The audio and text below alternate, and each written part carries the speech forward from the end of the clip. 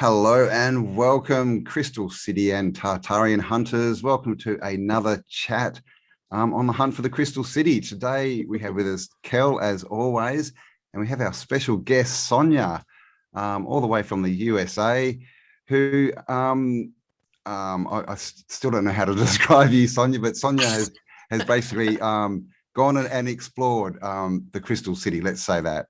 She's been out there on the realms, so we're going to get into that and have a chat and see what we can find out. So welcome, Sonja. Welcome. You can always just call me a remote viewer. There you go. Thank you. I was calling you a Super Saiyan, so I don't know. Oh my gosh. I love remote viewing. I imagine a future where remote viewing is just so standard and typical to the human experience that there's no need to, like, there's no lies anymore, you know. We don't have to, we can just remote view to anywhere and any time and any place in the world and do whatever it is we're wanting to do. I mean, that in itself, like freeing the remote viewing of the world, would just be a complete ascension event for the human race on so many levels. And it's just a skill set, by the way. It's just a skill set. As you get higher activated and you can keep that frequency, this stuff just turns on.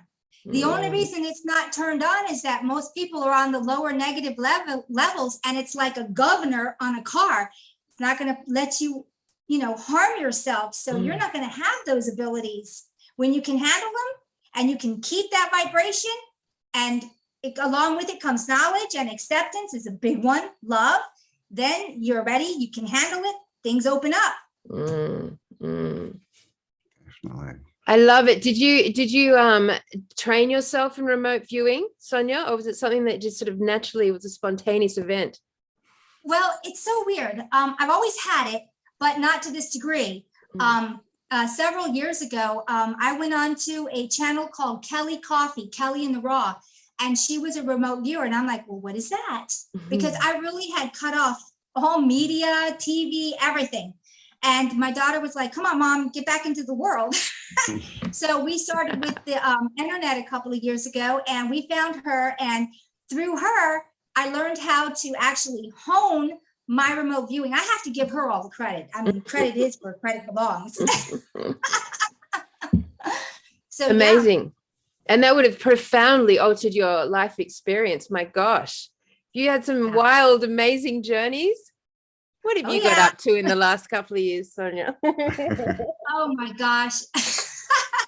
Actually coming back into the world, because I had really shut myself off from the entire world. I just put everything down. I put the media down. I put movies down. I didn't go to theaters. I didn't watch movies. I just didn't do anything. I was just so sickened by our world that I was literally hiding away.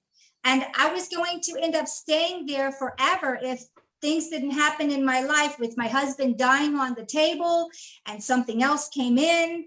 I mean, I was with my husband now for 34 years. And when he died on the table, because he had multiple back surgeries from injuries from at work at Chrysler, and it wasn't him. When he woke up, that wasn't him on the table anymore. That wasn't him in my life. It was something else, and it was dark. Wow. Like, are you talking about like a walk-in? Yeah. Wow. Yeah, these are just shells. And when he left, something else took his place. Wow, how did you negotiate that? I think it was done for several reasons, to kick my butt out into the world, because it was time, because I would never have come back into the world. I was perfectly content in my little house in the woods, and I was never going back into the world. Well, the great masters, they do tend to disappear into the forests of the world.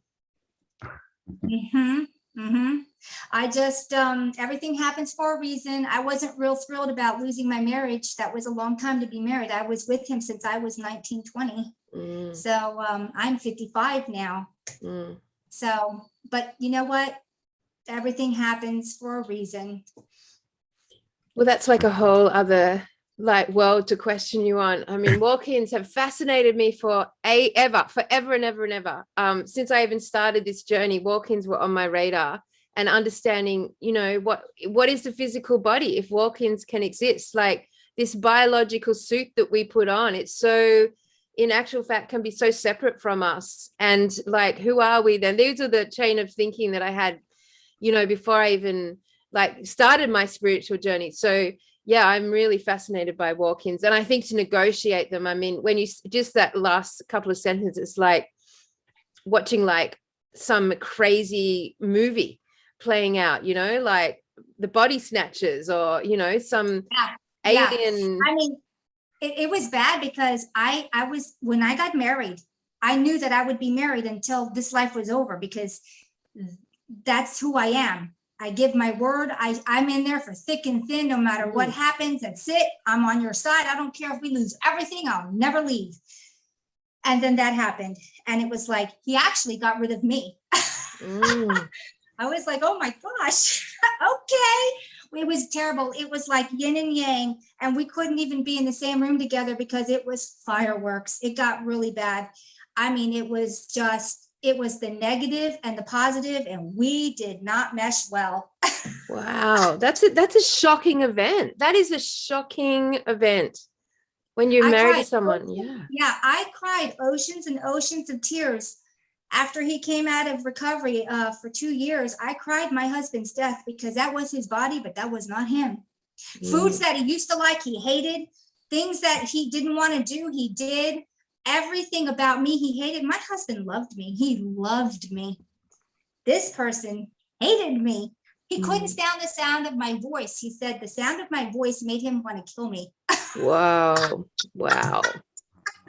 We were yin and yang. Gosh, that sort of situation put most people like in mental health strife, you know, like that's and how do you even talk to anyone about it? How do you even express it? How do you even get support, you know? Well, this is how I feel about it. I've got a big mouth and nothing shuts it up. So I'm talking to everybody. That's not my husband. That's his body, but that's not him. You just know. When the man goes to kiss you, you know that's not your husband. When he touches you and you feel a chill down your spine, you know that's not your husband. Yeah. No, that's not him. That's his shell. Yeah. Well, that's so interesting, leading us to what's going on in current world events, because, you know, like walking outside and you're really starting to feel, well, I'm really starting to feel that there's a biological shift going on in the vehicles that are carrying around humanity at the moment. And you know, like you want to make it very rational, logical, and say, no, that's, you know, that's not happening. They're just, the apple juice isn't doing that to people. But then like you actually feel it, you sense that shift. Like we're not the same. We're becoming different. We're becoming a different race almost. Species, Yeah, we really are. And this is what's so hard for people is like letting go, isn't it, of the old, you know, paradigm and all this kind of event, because we've been taught so much that everything that's happening now, we've been taught doesn't exist. You know, it's all just, you know, it's all silliness, you know, that's all crazy talk. But now we're living it, you know, and people you have to, you know, I mean, you know, reality, if you want to call it that, but you have to take into account that what you're experiencing is real. Not the stuff that you think is real, not what's on the telly. So I think that's the biggest change, is this shift thing of people actually going, oh, the ether does exist. You know, I am a creator. You know, if I want to blame someone, I need to go to the mirror. You know, all this kind of stuff is what people are dealing with.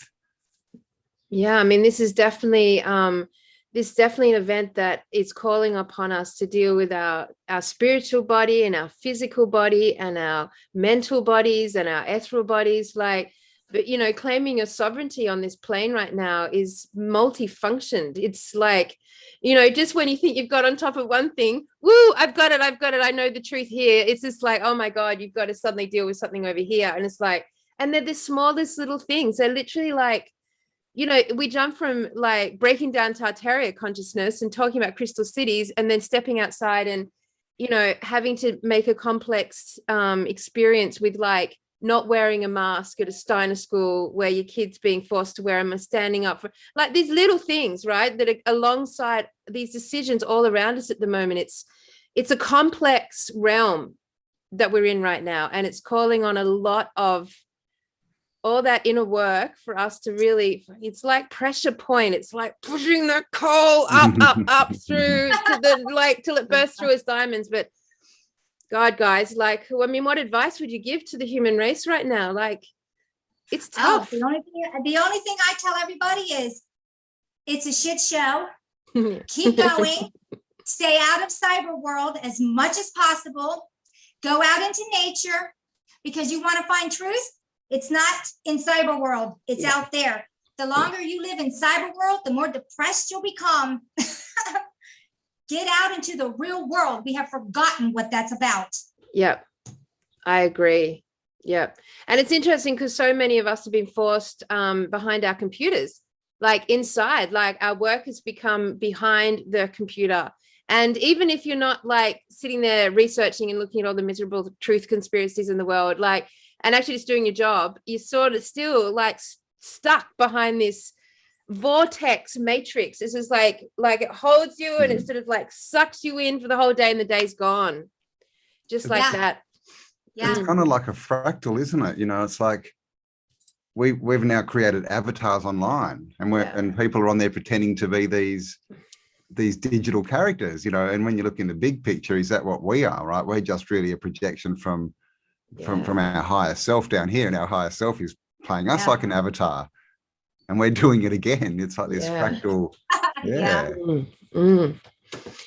It's an intense moment, like in you know, like if you just sort of like stepped away from the computer, took back your life basically, and trusted your shift back into nature, we can trust that our needs will be taken care of. But it's a big leap, you know. It's a big giant leap for most people to just, it is, because most people are in a 2 to 3D. You're going to be lucky if you're even in 3D, because most people are still stuck in 2D. All these people that are running on fear, they're in 2D. They haven't even gotten out of 2D, and we're now in 4D. And it's like, because 4D is a mental construct. Of course, this whole thing is a mental war. We're in World War whatever. And most people don't even know we're in war. They don't even know we're at a war. We're all involved in a snow globe war. I totally concur with you.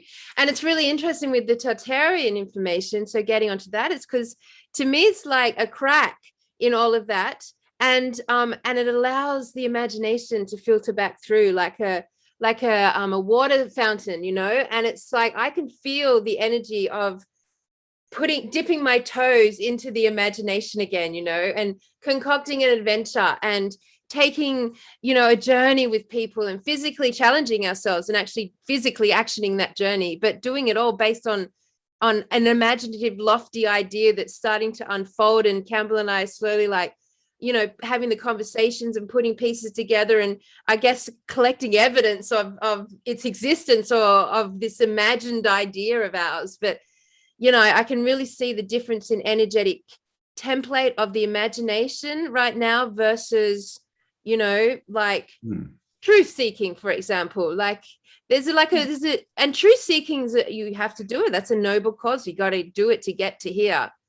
But different energetic to the bubbliness of the imagination, for sure. Yeah. Well, the imagination is the key that unlocks everything, because without it, you're just a bot. I mean, the imagination is connected to the pineal gland, and with that we create, and that's been so severed.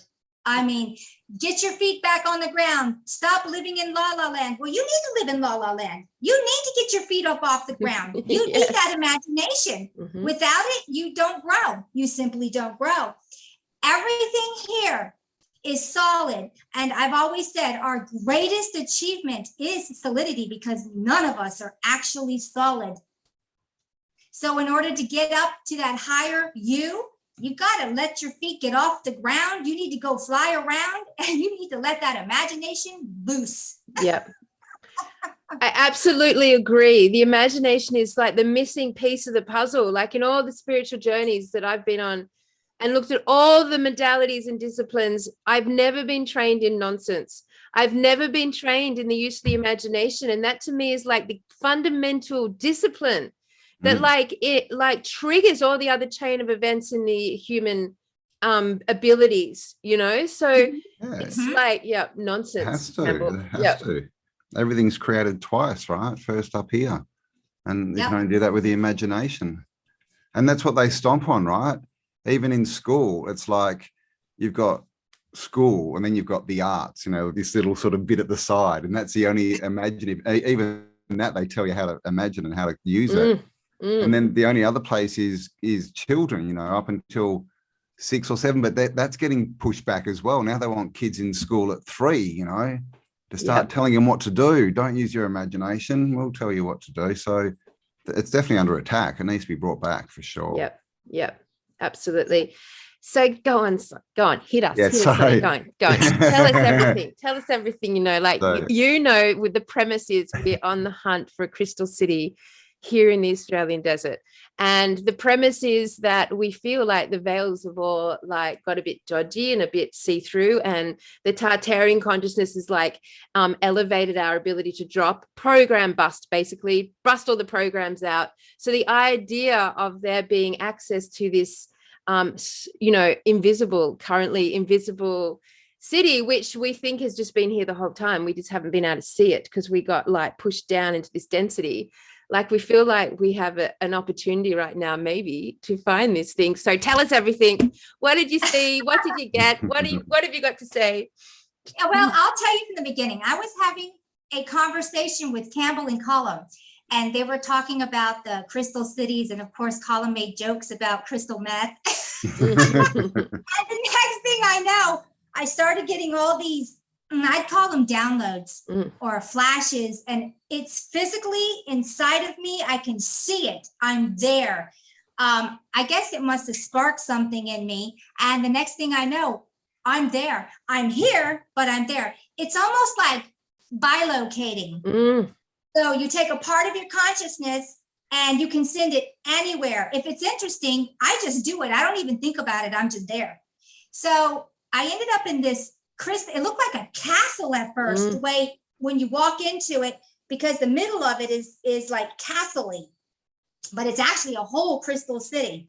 And what I was seeing was that there were not a lot of beings there. I'm going to say maybe a couple hundred beings at the most in this huge crystal city. The crystal itself was like a bluish pink. It had a little bit of a green hue to it, but it almost looked like, you know, frosted glass, how it's kind of frosted. Glass that's not clear, like a glass that you can see through, but it's frosted, like frosted glass. I'm going to show you a crystal that we found in the middle of Australia yesterday. While you're talking, I'll just bring it up and you can tell me if this looks like what you're talking about. I will screen share, because actually the crystal conversation we had yesterday was fascinating. Yeah. All right. Was it something like this one? Can you see? Yeah, but not that dark in color. That's a really dark color. But then again, it may be that dark in this dimension. Because this comes from the area that Cambell and I are kind of vaguely looking at. Wow, it's almost that color, but it's a little bit lighter. And I do know that when you traverse into the thicker dimensions, which is like 3D, 4D, colors become more solidified. I don't know how else to call that. So yeah, that looks like it, but it's not that dark. All right, cool. All right, and this also comes from the area. What about that? Wow. That's interesting. Okay, yeah. Okay, I saw the walls. The walls, they use different material to make the roads and the walls than they do for the actual buildings. It's the same, it's crystal, but they add things to it. I think Colum's the one that said, oh, they put additives in it. And I'm like, well, yeah, they really do. Depending on what they're creating, they'll add things to that mix. And of course, these crystal cities are actually grown. They're not built, they're grown. And it's the most it's the most fascinating thing I've ever seen. So when I went in there and I wanted to see how this crystal was, I was like, where'd they get all that crystal from? Damn, that's a lot of crystal. Our city? But no, it was actually brown. It looked like some kind of liquid phosphorus material. It had some kind of water. The water was not our water. It was a higher vibrational water because it was all bouncing around like this. And it looked a little bit foamy, like because it had so much going on, it was creating like a foam. So it's some kind of water. It was liquid phosphorus and calcium. Now, depending on if they were going to build a tower or if they're going to build a wall, that's when they would add different things to it. This was also grown. All of this is alive. It is alive with a life force in it. So and the city, it's the craziest thing. It sings. When I went back, I'm like, what's that? Yeah, that makes sense. It's like a humming noise. It's like, and when you interact with that, it actually changes the hum to your hum. It's really weird. It's really weird. But it sings. And I realized with the singing, there's vegetation there. Some of the vegetation looks like there's no dirt, like hydroponic. And some of the vegetation, especially the big trees, it's in dirt. And I guess it's just to ground it.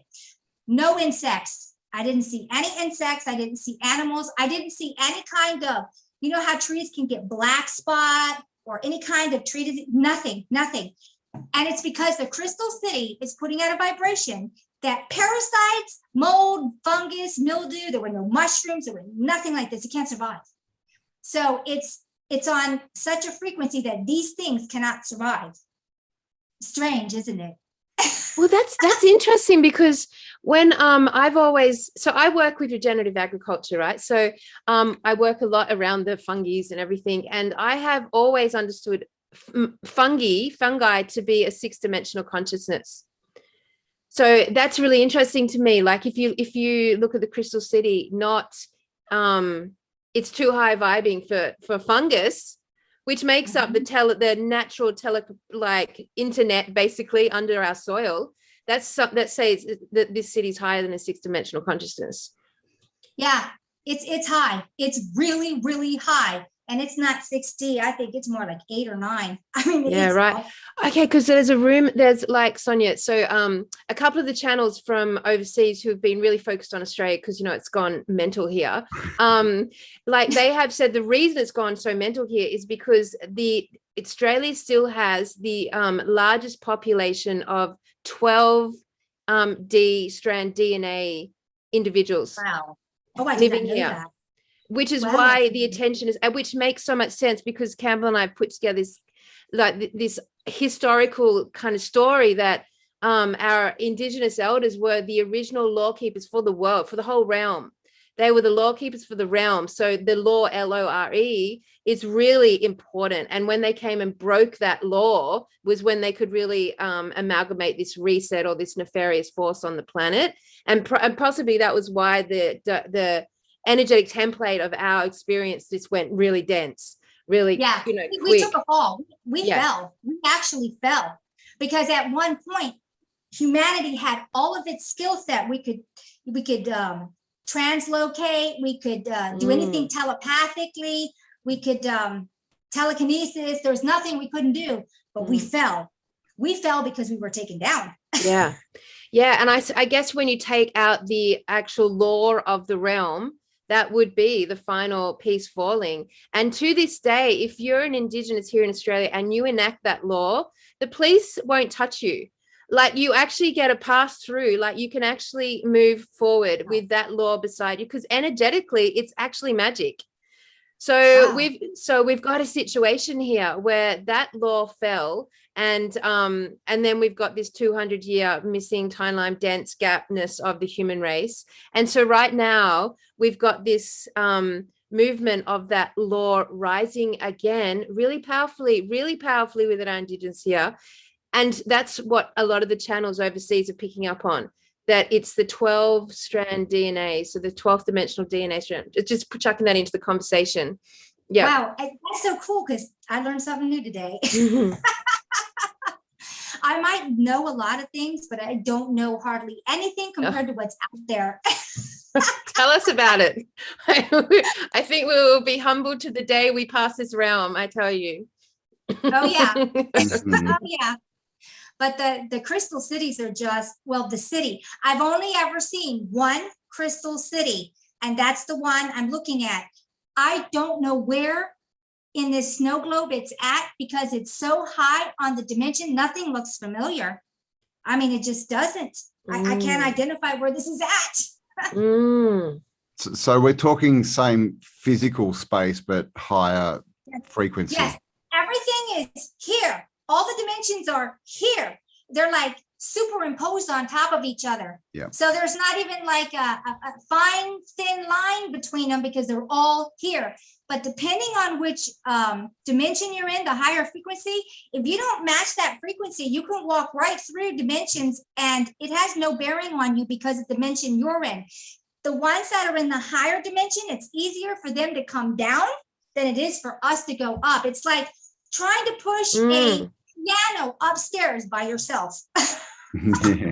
Yeah. Which, like, you know, it's an idea that we can get, you know, we understand it. Like, yes, they exist in the one space with different dimensional things, but to actually really think about that idea, to really take that idea in, like, that's a crazy idea. Like, to imagine where I stand right now, where you guys are sitting right now, there are like people just walking all the way through you right now doing their shopping.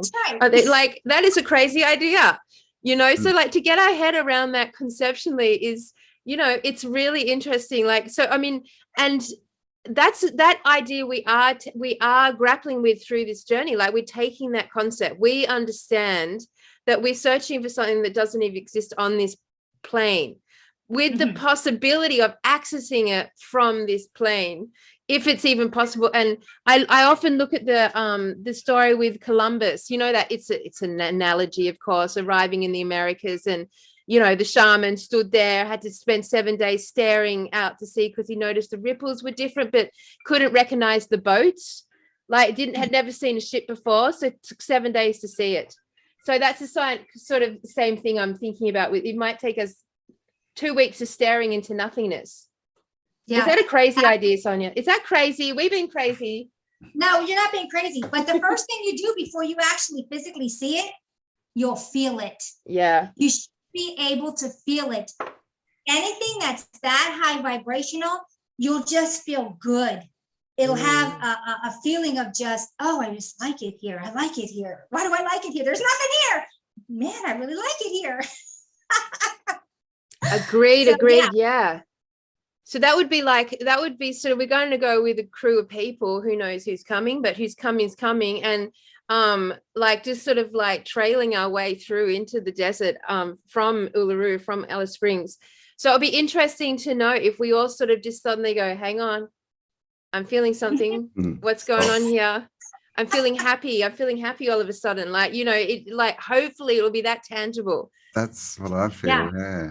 I think it will. It should be because even if it's on a higher frequency dimension, even if you walk into that, have you ever just walked into a room and you think, oh my God, I got to get out of here? Definitely. Or you walk into a room and it's like, oh, I never want to leave. Yeah, definitely. I'm interested. So this was a very vast realm that you saw. So tell us a bit. So the entities that you saw, there wasn't very many of them. So you noted the absence of people. Yeah, there were. I mean, the city was huge, but a couple hundred people at most. I don't know why. Tartarian. That sounds so freaking Tartarian, doesn't it? I mean, because that's the whole thing with Tartaria. Like, all these photos of these huge giant cities with no people in them. Yeah, so that's weird. It's just like, I don't know if it's because they can. Okay, these people that are on these beings that are on this dimension with this crystal city, they don't have real solid bodies like we do. I mean, their bodies are it's like, this is us and this is them. When you're there, you'll feel solid enough, but they're not even close to what we are. I mean, we're like a rock and they're like a feather. So I'm wondering, when I look into it, I do see beings coming and going, coming and going. So they're going someplace else and then coming back there. So I'm thinking it's the ones that live there, but I think there's more. They're just out, So, all different places. so are these beings, are they people that either, I don't know, survived the fall or went through the fall and then got back up to that level? And They never went through the fall. then, okay, They so never they went avoided through the it. fall. Okay. No, So that's why they're there. stayed. So second question, are these the channels? Are these the beings that people are contacting? They're one of the beings that people are contacting. There's more than one. And yes, they definitely are. They want to help humanity back to the stage that they were at before the fall. And they've always been there. And a lot of them that stay in the city stay there for the area. They never left because of their commitment to the area. There are everywhere in the snow globe, we have this scenario. It's not a crystal city because that's just those type of beings. But the reason that some of these beings stick around is because they're dedicated to help bring us back before the terrible fall. They need to help us get back. We need help. I mean, look at humanity, for goodness sake. I can describe what they look like if that's you want to know. Yeah, I'd love to hear. Yes, I tell you what. About, I don't know, 18 years ago now, I did a blindfold retreat. I blindfolded myself for 3 weeks, to see what would happen to reality without my eyes. And in that time, I was traveling around with these really tall, translucent, like transparent, like beings that you could see color.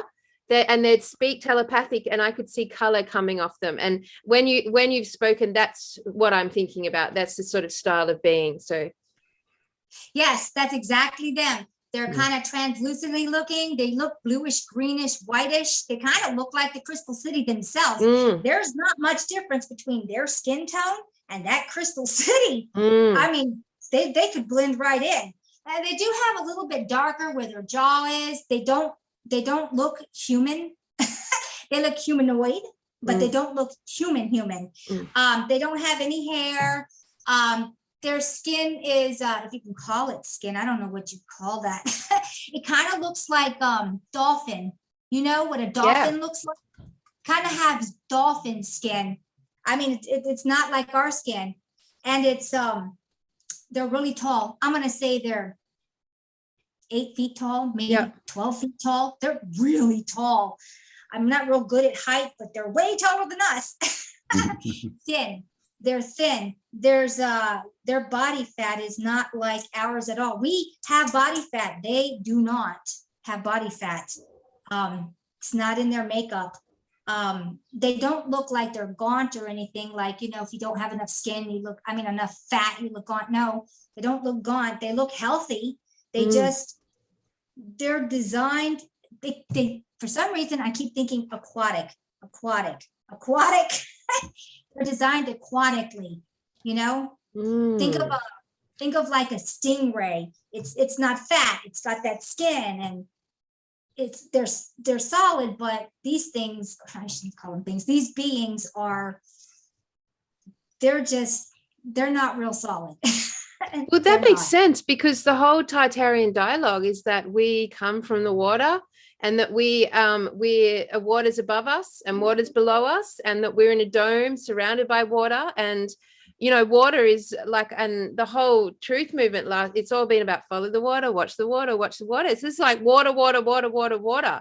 So, and the Australian desert obviously had some sort of, well, we're heading towards where the inland sea used to be, and it's not there anymore. But once again, it's water. And that's where the biggest crystal deposits are. Like if we were looking at a physical 3D translation of sort of some clues to a crystal city, I mean, it's always on the fringe of inland seas here in Australia. So that's just interesting that their whole physical makeup is reflective of water beings. Water beings. Yeah, I'd call them aquatic. They're aquatic. Yeah. The funny thing is, when I went there, they weren't under the ocean. No, they're on land. I mean, you know, it's weird. They look aquatic. They feel to me aquatic. Everything feels crystalline because it is. I had done a video where I described how they actually grew the crystal, and it was like a blueprint, and through music, and it was in multi-layers, and depending on what was on that blueprint is what it would grow into. And I was sitting there watching that for a while going, oh my gosh, they can grow absolutely anything. A cup, a table, a tower, a road, a brick. They can even emulate brick. But It's amazing. So do they sing do they sing the buildings, or is it like more of a mechanical process? Or it's both. They're constantly singing. Once you get the crystal started, it does an actual singing. I don't care if it's just started, it starts to sing. So the more you get, the more singing, and it all incorporates into it. And then you can add the blueprints into it to make it different things. Okay. Because it's definitely, what do you call that? It's manipulated by the beings. Which is so fascinating, because obviously our Indigenous follow song lines. And when we talk to some of the elders on that topic, like their magic came from singing. They were singing the magic. So that when the first fleet arrived in Australia to do war with our Indigenous, with the law keepers, they went to war. It was a genocidal war. It wasn't a colonization. And there was no convicts. It was soldiers. And those soldiers fled in fear because of the Indigenous magic that was being used against them. And it was all in song. It was all singing. It was all singing. And like this ascension event, inverted commas, I just keep calling it a harmonic convergence. Like that's what I feel like it's going to be. And like, if you look at Martin Lefke's work from Flat Earth British, he's constantly talking about the sound of the rapture, the cymatics, the sound, the weapons in sound and song, the sound from the heavens, this huge sound that crossed the whole earth and laid siege. It always is a sound. And then we add that to water, which is what carries and holds sound. Well, they both have waves. Both have waves, exactly. Yep. Everything has waves, really. So it looks like the Crystal City is a very similar higher version of, like it feels like a macro version of the micro we're living right now.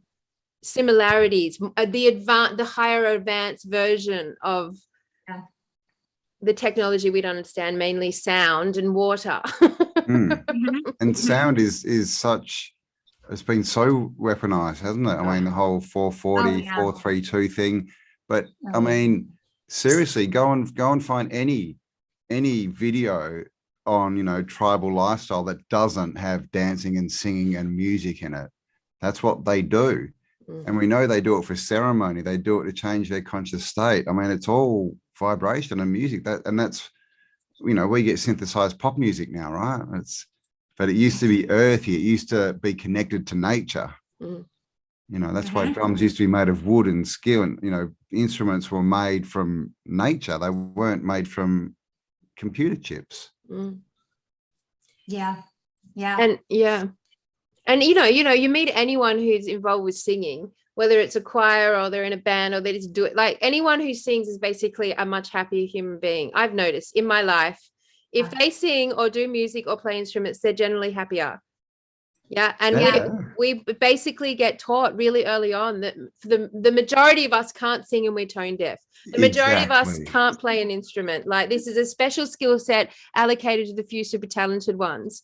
But like, and you know, so you grow up. I remember in year 2, I got asked to leave the choir because I was like too loud or something. I can't remember, but it scarred me. It scarred me. And so I've always been told I'm tone deaf basically. But the other day I put out a YouTube clip and at the end I just freaking sang a bit and I was like, fuck it. You know, like I'm going to sing. I love singing. Something in here, song is important to this time. Well, this is the thing, isn't it? Like, so what was his name?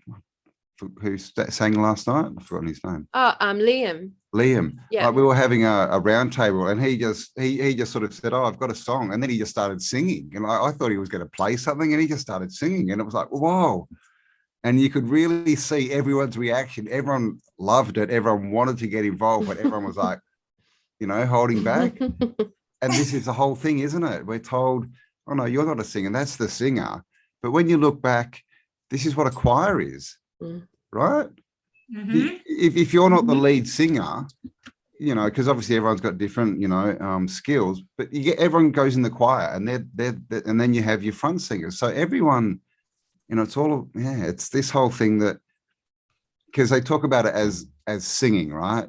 Instead of vibration, that they talk about it as, they sing these nice words and sound good, rather than they're speaking to the universe. They really sort of don't tell us what's going on there. Mm-hmm. Mm-hmm. I mean, obviously, Cambell, what this is leading to is that we're going to have to sing when we're in the desert. Yeah. There's going to have to be, we're going to actually have to make it a thing that everyone brings some form of instrument. Instrument, definitely. Yeah. I've got a didge. I've got some drums. I mean, even tapping sticks are good. And a bit of foot stomping. Flutes. So, flutes. Yeah. We definitely need some whistles and flutes and high pitch sort of stuff. Well, so this conversation about sound and instruments, I mean, if we go through what we know about the old realm and Tartaria, like, it's all based on sound, isn't it? Like the organs, I mean, the whole high frequency, cathedral is, the cathedrals. Then we've got the integration with the water, and how the sound and the instruments and the water all work together to harness this ether and like provide us with high vitality. No need to eat, no need to like do these lowly acts. And because I find eating very complicated in this realm. Like it consistently does my head in. I don't want to eat anything like meat, but my body is not used to eating meat, and I have thrived with it biologically now and struggle without it, unless I'm in the position where I'm on my farm and can actually do the raw living foods. But even seasonally, that's a tricky situation, and all the vegetarian options now are so corrupted. Like they're so bad that it's worse actually than eating meat. So a lot of the time it unfortunately is. Yeah, it's the GMOs. They GMO all the nutrition out of your fruits and vegetables. Yep. And I'm not kidding. They GMO and it's all soy out of everything. Mm-hmm. And now the plant-based products, they're just all full of God knows what. They're all soy, and they're all really high in estrogen. And actually, interesting, I've told this to Cambell, Sonja, that when one of the side effects of low nutritional food in our diets, which is obviously by design, is it shrinks our hippocampus. So it actually shrinks the part in our brain that's responsible for creative and critical thinking. So it shrinks the part that allows you to harness your imagination. And like that's been going on, and and it's so insidious. Like it's in micro amounts that these poisons, they're in micro amounts, so they're hard to test. But when you eat them with every single food you're eating, and in your drinking water and all over your fruit and vegetable, and over 20 years, it just builds up to, like a brain dead disease, basically. Yeah. Remember when old people used to be smart? Yeah. Yeah. Do you remember when your parents and your grandparents used to eat these huge meals and never get fat? Yeah.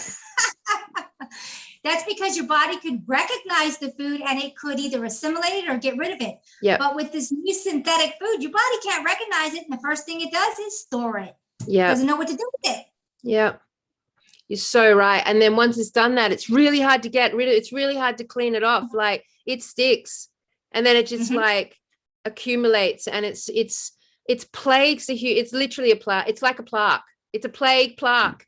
It literally has stuck itself on to the vehicles of the human race. Very, it's very much like that little cartoon Wall-E. That, did you guys see Wall-E? Yeah, and he's in this, you probably didn't see, you're probably in the mountain, in the forest. Anyway, it was like the people were all sort of stuck on a spaceship and very like burdened by the size of their biological Couldn't suits. walk or anything. Yeah. They had like little floaty chairs.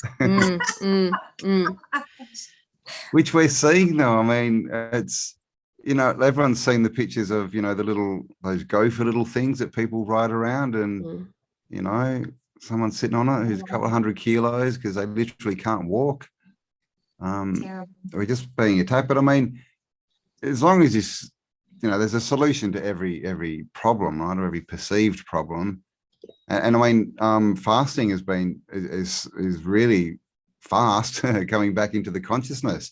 Everyone's talking about fasting and all this stuff and all these different, you know, MMS and different things you can take to cleanse and get all the crap out. So I think, but we just need to be mindful of everything we take in, right? This is the thing. To me, food is the same as information. You know, if you're going to watch telly all day, you're going to fill your mind with crap. You know, if you're going to eat stupid food all day, you're going to fill your body with crap. You know, if you're going to believe the hype, then you're going to fill your spirit with crap. So it's all, you know, we've got to decide what we want. Yeah. Well, they put a lot of wheat, corn, and sugar in everything, in anything that's processed. Well, the wheat and the corn will cause leaky gut syndrome, and you're pretty much a goner at that point. I mean, because what it does is put little tiny holes through your entire intestinal tracts to poison yourself with your own body. Isn't that horrible? No. And sugar is like crack cocaine, because our bodies really can't handle sugar. It's poison. It's just poison. Yeah. And so everything's made out of wheat, corn, and sugar. Cane sugar, yeah, definitely. Yeah. I mean, I've read that wheat is actually like actual, you know, what we think is traditional wheat. I've heard it's actually like a GMO. It's a created, Our bulgur wheat used to be the wheat we used to have. And of course, they got rid of that because it was full of vitamin B17, which is amygdalin, and which can be turned into laetrile. Without this in your body, you can get cancer. It's like a vitamin C deficiency. You'd end up with scurvy. It's no different. You cannot take major vitamins out of your diet and think you're not going to suffer. This has all been done purposefully to harm humanity. These controllers want us dead. And it's as simple as that. They want us gone dead. It's easier to control a handful than control the many. Yeah. Agreed. So in the Crystal City, did you see anything to do with food or nourishment? No food. I did not see food. I saw them drinking a liquid, but not eating. I didn't see actual eating. And when I look at them drinking that liquid, it's glowy. The liquid glows. So I don't know what's in there, but it glows. So if we vibrate at a higher frequency, can we absorb more energy, more life force, and so require less food? If you vibrate at a higher energy, something happens to your DNA. It like gets open because we have that 98% of our DNA that's locked down. That's got the governors on it. And the only way you're opening it, of course, is to raise your vibration. What happens is it'll extend your life, your longevity. It'll extend so many other things, your cell replication, because we're a replicating cell machine. I mean, we're just a machine. And when you open up that part of your DNA, when you activate it, it's going to allow you to do things that were always there because we're so locked down. We used to live 1,000 years, no problem. I mean, you would still be considered a child at 100 years. What do you know at 100 years? You know nothing. Keep learning. Yeah, I've been thinking, like his gray hair, did that used to be the sign of like adulthood? Yeah. You know, when you start you've got your wisdom and then you start learning from there. It's kind of, I put it like, I did lots of martial arts, and like a lot of people think the black belt is the end, right? That's the goal, but the black belt's actually the beginning. It's your first belt. It's like, okay, now you have the skills that we can actually start teaching you. So is that what gray hair? Because we see it as old, but maybe that was, you know. Well, we have some remnants in our body left over from being really old, our wisdom teeth. We used to have several sets of teeth, not just our baby teeth and than your adult teeth. We had sets of teeth. Depending on how old you were, a new set would come in. Our wisdom teeth are a part of our third set of teeth, but we had, I think, 6 set of teeth altogether. Wow. Because some people still do grow either a third set or third individual teeth. That still happens. Yeah, that's a remnant of who we used to be. Our teeth are not going to last a really long time. Like when you live 1,000 years, those teeth aren't going to last 1,000 years. No way. We grind them down through eating. Yeah. So this is why we had several sets of teeth. And our tonsils at one time, when I look into that, it had something to do with vibration. When you would breathe, so it had something to do with vibration. We don't know how to use our tonsils because we lost the knowledge. Yeah, it's as simple as that. We just lost the knowledge. Well, when you hear all the throat singing, it's very tonsil-y kind of from that region, isn't it? There were other things when I was looking into the human body. What was a remnant? The appendix was something that we used to eat, and we needed to have that appendix, and now it's useless because we don't have that food in this snow globe. It was from on the bigger earth outside of this snow globe, and that's why it became redundant, because we didn't use it anymore. We didn't eat that food. It was a certain kind of vegetation, and it was extremely toxic, so that appendix would take out the toxicity. But since we don't have that on our diet anymore, it started to shrink, get small, and become useless. Yeah, because along with the Atlantis story, that there's a big narrative of we lost a lot of foods, and basically the best ones, we lost them and they went under, and that's why we're not living so long is, like you just said, there was a food we were eating which is non-existent now. So does that mean they're still out there on a different, outside the dome somewhere? Yeah. Okay. Yeah. So yes. We've been relocated more than anything. Yes. We've been split up as humanity. We're all over the place. We're not just in this dome. We're on, because this dome has another part of it, which we don't know about, which is kept from us, which is the other half with all that land inside the dome. Outside of the dome, there's the huge, bigger earth. And that's all of Gaia. And it also connects to everything underneath the ground, because what's under the ground is bigger than what's up here in the little domes. We aren't the only dome. We're just one of many on top. Basically, Gaia was an energy being, and she went into contract with us to have an experience and basically solidified herself. In the solidifying, she bubbled up with gases. It created craters, and at that point, we would live in the different craters and create an environment. This place didn't used to have a dome over it. It used to be all one temperature, like 72 to 74, 5 degrees all year round. No such thing as winter. They created winter by bringing in freezer units in this snow globe, and freezer units create destruction. When you freeze anything, it dries up the atmosphere and causes deserts. I mean, there's just so much. Oh my goodness. So who when you say they brought in freezer technology, who is they in your reptilians, AI reptilians?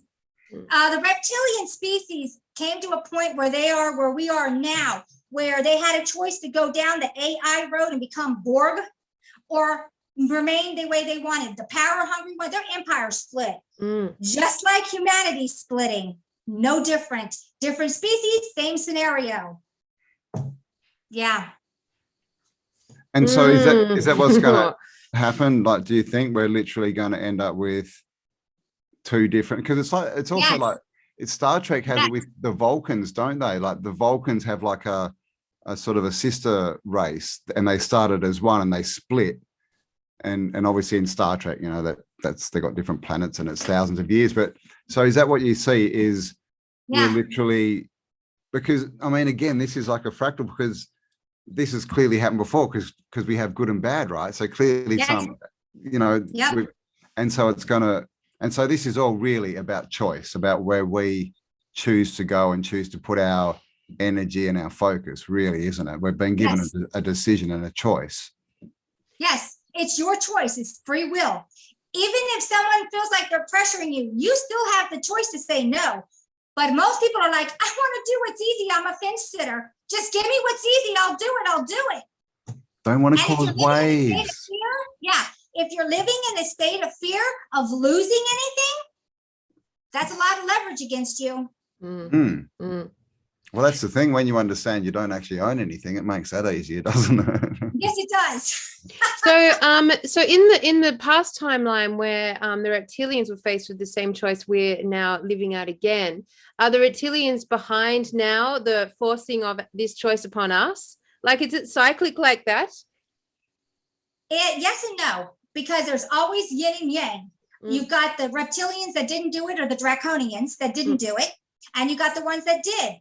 They are the same species divided. And you have them both working equally. But the bad thing is that in this snow globe, a lot of the big families, the 13 major families that are running this, they own all the media. Their biggest weapon is propaganda. If we can get you to believe something, you'll do it because you're in a state of fear. You are taught fear from the day you were born. Fear this, fear that, fear. We have to unlearn that big bag of fear. And with that fear comes hate, jealousy, envy, all those negative connotations. They need to go into the bag and burn the bag. Let it go.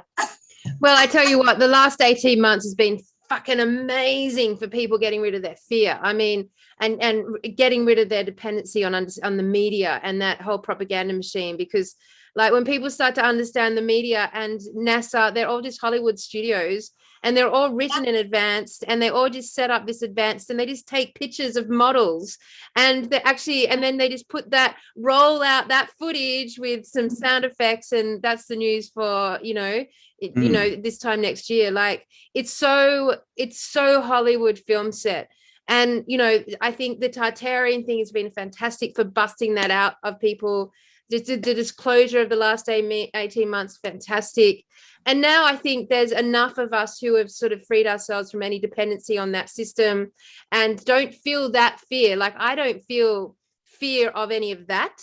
I feel definitely a stress point with not knowing where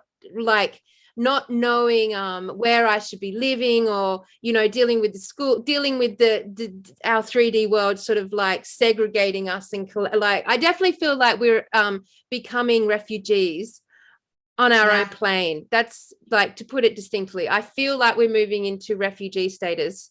So on that level, from that perspective, Sonja, have you got any thoughts on that? Because I mean, obviously these crystal cities, that at some point they must have gone through something similar that has allowed them to, continue to move, expand. Okay, well, let me tell you this.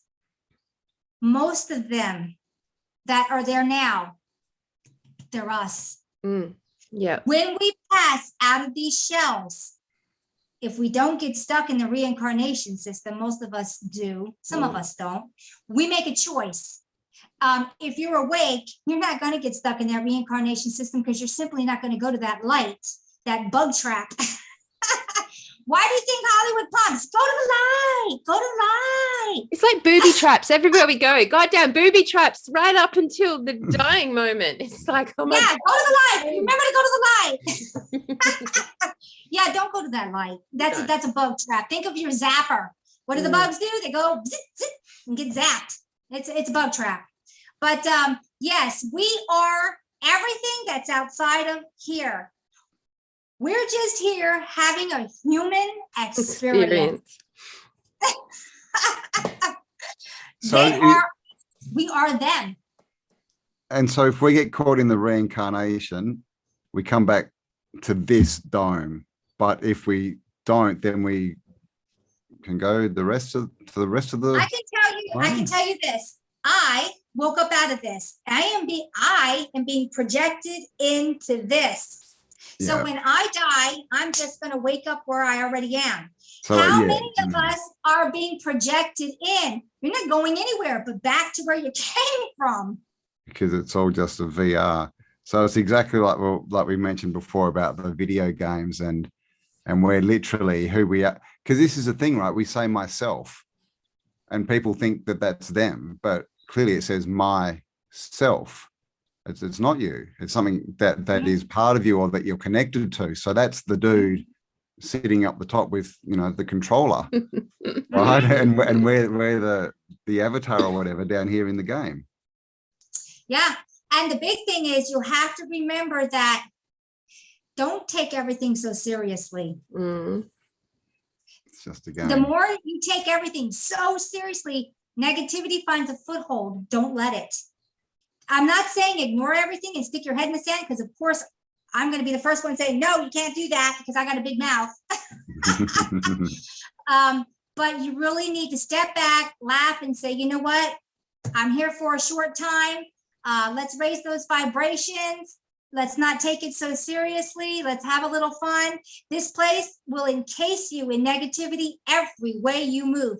And if you live in cyber world, it's much easier to overtake your senses. So walk away from cyber world a little bit every day. So Sonja, so with this crystal city that you saw, do you consider that to be a crystal city that is within our dome? Or is it a higher version of this dome? No, it's in this dome. It is in this dome. Is it in this dome by dome. choice? Is it here by choice? Or does it have the ability to be somewhere else? It's always been here. When this place fell, it didn't move. It still stayed. But because it's in the higher dimension, it's just that the lower dimensions fell. Does that make any sense? Absolutely. Yep. It's still there. It was always there. As far as I can see, it's been there for millennia. So do you get a sense that they have some relationship to or some involvement in what is unfolding right now on the planet? Yes, every minute of every day, they send out songs. They send out songs of hope, love. Love is the big one. It's in the trees when the wind whips through the leaves. It's the songbirds. It's everything. They are semibiotic with everything in nature. So through nature, they sing through a waterfall, through a creek, a babbling brook. It's a song, and that's them directly impacting everything here. This is why you must get out into nature to connect. Well, I think ultimately all the refugees that are going to be exiting the city landscapes are going to find themselves naturally in nature, because we weren't going to have many options left to us. The cities are essentially getting shut down to us. So, how great's that? That's to our benefit, right? That means we are all going to be correctly positioned over the next couple of years to really harness the truth that is in nature. And I know it. I spent 12 years in the bush, Sonja. Like, I know the difference. And the last 18 months here in Melbourne, and again, it's chalk and freaking cheese, man. Like, I honestly, I can feel the artificial nature of my surroundings. I can feel the lack of breathing in the materials used. I can feel the lack of life. I can feel the artificial nature of it. I can feel the AI. And I feel like it drains your battery.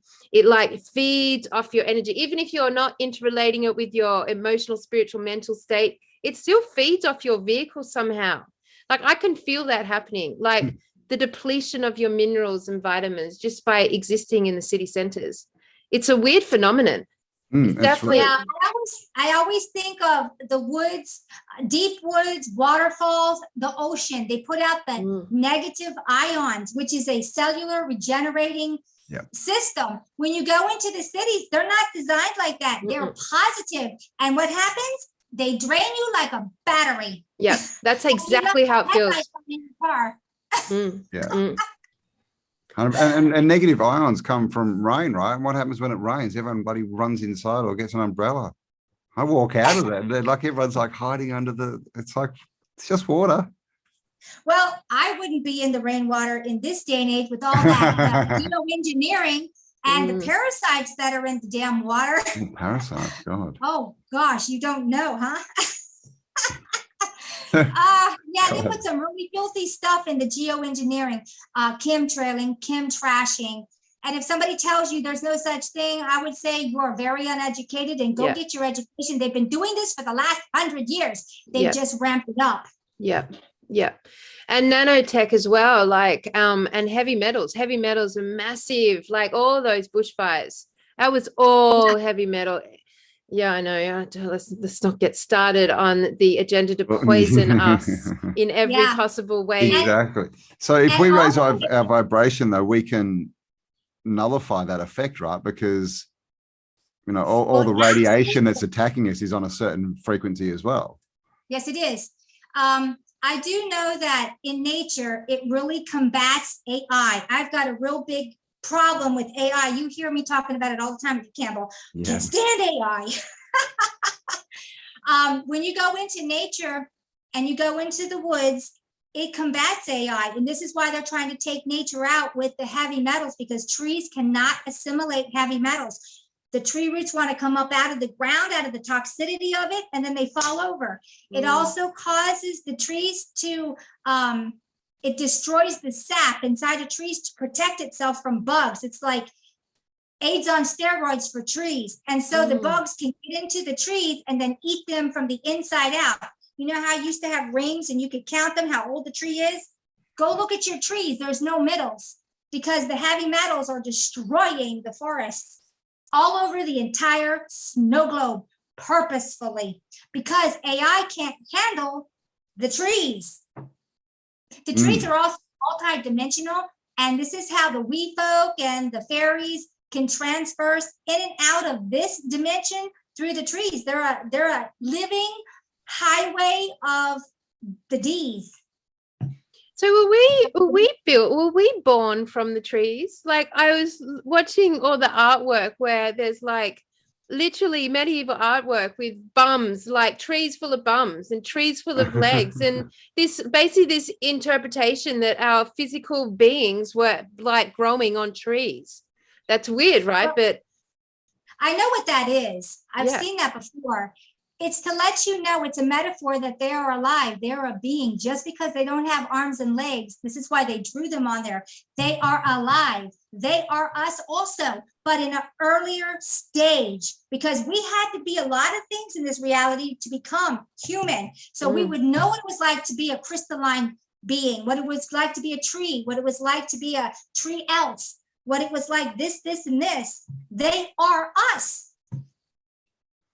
And if we remembered that, we wouldn't be out there Cutting them complying down. with the destruction. Yeah. well, remember Exactly. Stephen and Evan Strong, Campbell, they're the archaeologists here in Australia who've been like specialized in forbidden archaeology, basically. They were telling us lots of stories of where there was certain areas they'd went and all the trees were knocked down, and like the energy, they felt energy coming up from underneath, and we were connecting that to old tech, and it like basically weakening and the trees. And like a couple of months ago here in Melbourne, there was a huge storm that went around the mountain area around Melbourne, and just like literally millions of trees just were uprooted in this 1 hour storm sort of thing. Like, it took out whole forests, and like the trees just fell. Yeah, it was crazy. You probably didn't see it, Campbell. It was actually crazy.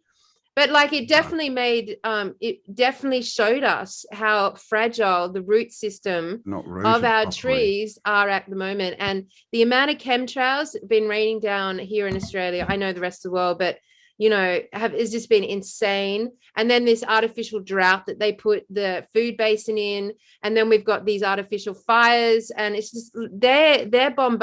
And in the last week, we've had tornadoes here. Like, there's been 4 examples of tornadoes here in Australia, people dying and houses being destroyed. We have never, ever had tornadoes. Oh, that's called weather warfare. You know, it's harp on wheels. Yeah, absolutely. If you control the weather, you control the world. You can bring in the hurricanes, you can bring in the tornadoes, you can bring in the tsunamis, you can do anything. They also have tech to create tsunamis under the water. That is not continental shelves. We don't have continental shelves. They'd like you to believe that so they could use their weaponry, but that's weaponry.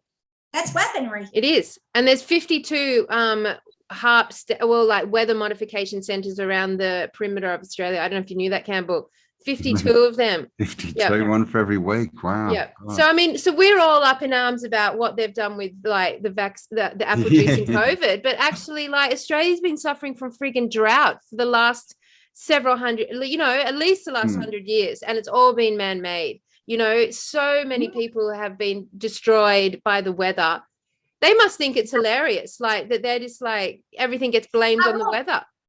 I will tell you this, when they use the weather to destroy islands or coming in or whatever, their one and main only agenda is that to bring in the Red Cross, watch your children, they're going to be missing.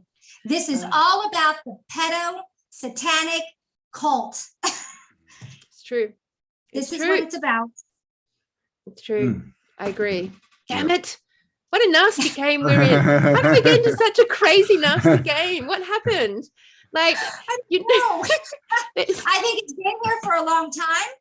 The veil is lifting. We're seeing what's really here. It's all coming out. And it's coming out in a way that you cannot be an ostrich. You must face it. It's not pleasant. It's not pretty. We can't dwell on it, but we have to acknowledge it. We must acknowledge it for all of the victims. Yep, I totally concurred. I don't know how we all fucking ended up here. I don't know how we all ended up here. It's not like we're in a million, like there's no way any of the three of us would like in any way negatively impact anyone, especially innocence. Like, how did we end up in this absolutely, like, can you imagine? And there's no more awful, denser, disturbing, distorted game that I could possibly imagine being in and trying to get out of at the moment. No, like, you it's chose awful. to come here. Yeah. Can you imagine a world without people like us in it? Well, we need to be here. Yeah. We need to be the voice. We need to show the face. We need to stand up and say no more. So I wouldn't want to be in a world without people like us. I know. I think the most beautiful prayer ever is that just the idea that every single child feels safe and sound. Like, that to me is, that noble intention is just so powerful. Yeah. Anyway, like, I think I'm pretty confident to say that everyone in the Tartarian space is absolutely 100% up to date and have faced this awful shadow darkness that exists on our plane and understands profoundly that we all have a role to play in beaming out light and love, truth and unification. Yeah. So, and I'm interested, Sonja, at like seeing the Crystal City and knowing what we've got going on here in 3D, and like they seem like worlds apart, don't they? Like, to sit here and talk about a Crystal City, like, and how profound and beautiful, and then to talk about the pedophilia and the satanic agenda. Like, honestly, it feels like we're in different worlds altogether. Realities. I mean, yeah, we are almost, aren't we? Because we can see it when you're in 2D, you can't see it, you're in it. You want to raise your vibration, you have to acknowledge the filth. You have to acknowledge you've got dirt on your feet, and then go wash them clean and then raise. I mean, you're not going to get up there if you can't deal with what's here. You have to deal with, this is little steps, but we got to go. This is Judgment Day. I will tell you this, Cambell knows this. I was outside one day and I was sitting on my back porch and a cloud came over and it was Anubis, and it turned and looked at me. And I got downloads and things. And basically we're in the weighing of the scales, whether we go or stay. What's happening to us, our very fate depends on what we do now. How light your soul is. End times. This is it. We're at the end of the story. We're at the end of the book before we open another chapter to a new book. So, I mean, what better time to go and hunt for Crystal City? I mean, really, like, this is the end days, like, you know. Yeah. I mean, but let me ask about that.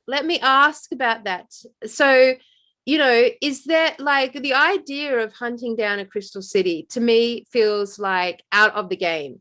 It feels like doing something that's out of the game. However, like, the idea of sort of crusading through the game and leading the march through the game to uncover this darkness and shine light on it and speak it out and really like put your energy into that space. Like, They're very different activities. They're very different objectives. Like, you know, what's the vibrational difference there? Like, you know, hunting down a crystal city right now, I feel like it's a high, masterful spiritual action. But like, you know, also like we need to be casting our light on this darkness in our actions in the 3D. So where do they sit, you know, like if this is the last action we take? Believe it or not, it's all intertwined. They're working overtime, doing what they need to do on their end to help raise this reality we're in. We're only separated here. That's our true separation, because they're in the same space. They're just in a different frequency, but they're with us. And that's what you have to understand. Just because they're higher than we are doesn't mean they're not right here with us. Are they being affected negatively by this situation? No. No. When you pass the 3D and you're in that high D, everything is a learning experience, and I mean everything. And so it's looked at as a learning experience. It's not all coming from emotion. It's more, okay, let's see what unfolds. Let's see how you handle that. Let's see how you do this. Okay, I'll give you this. Now what will you do with all this that I've just given you? Even though you don't know I gave it to you, here it is. It's perspective. They're on a different perspective. Definitely. It's like you going into kindergarten class and you're having say you're doing art and somebody's using a blue crayon and somebody's using a brown crayon, and then somebody's going to use an ink pen. Okay, it's perspective.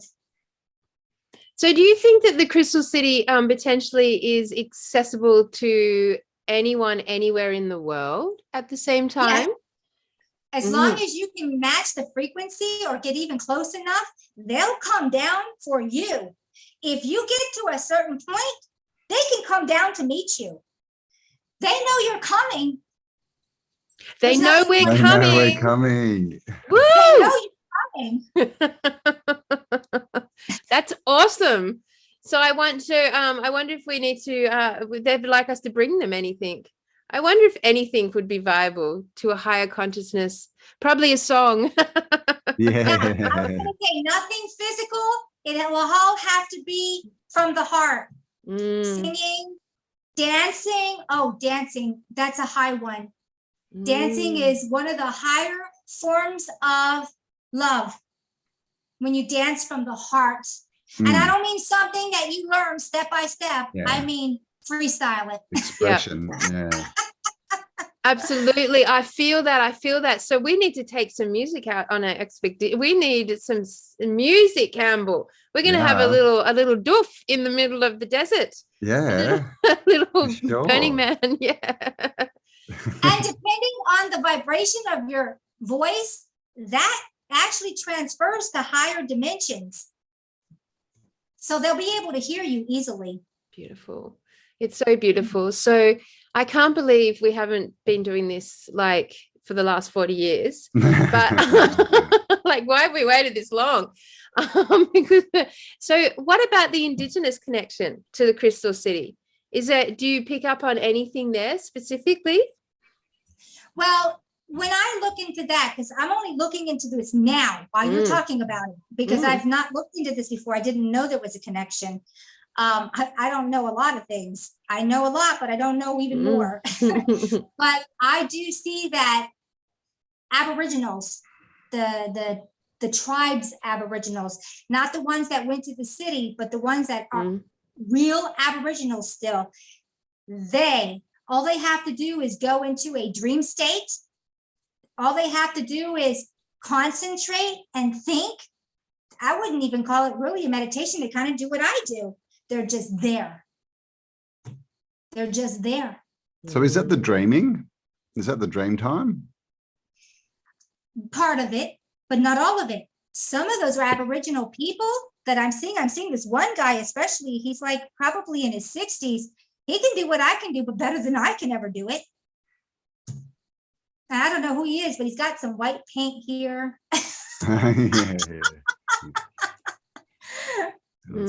don't know who that is, but I'm seeing him now. He looks like he's about 65, 66. He's got stripes of white paint here. He looks like an Aboriginal man, and then he's got pants on, well, shorts. That's it. I don't know who that is. You haven't got a name. I'm just wondering if we're going to meet up with him. Might be a hitchhiker. I can't pronounce his name. I can't pronounce his name. It's okay, like Gudamunji or something. I can't pronounce traditional his name. It's a traditional name, and I can't. No, we'll put it out there, and maybe it'll pop up into our consciousness. Okay, let me. If let there's me a see connection. If I can try. Sitsuwansu or something like that. Sitsuwansu or Sitsuwansu? something like that. Shitsu. I don't know. I'm really bad with languages. It's all right, because as soon as we meet someone that vaguely like says that sort of tonality, it'll trigger in both Campbell and we'll be like, no way, it's you. So what about children? Did these beings have a sense of children, young people? All children have this ability. This is why they got to take it out of them at birth practically. It gets cut off pretty soon, within 2 years. It's pretty wiped because of the parents, because of the programs, because of, yeah, it's really sad. Yeah, I mean, we've got some work to do there with the kids now, because the only real schools that were like protecting them from the apple juice were the Steiner schools, and they have fallen. I can't believe that. Yeah, so Steiner Australia vaccinate. Yep, they're doing it's mandated. They're doing it. The parents want it. The masks are there up from year 3 onwards. The masks are in the Steiner school.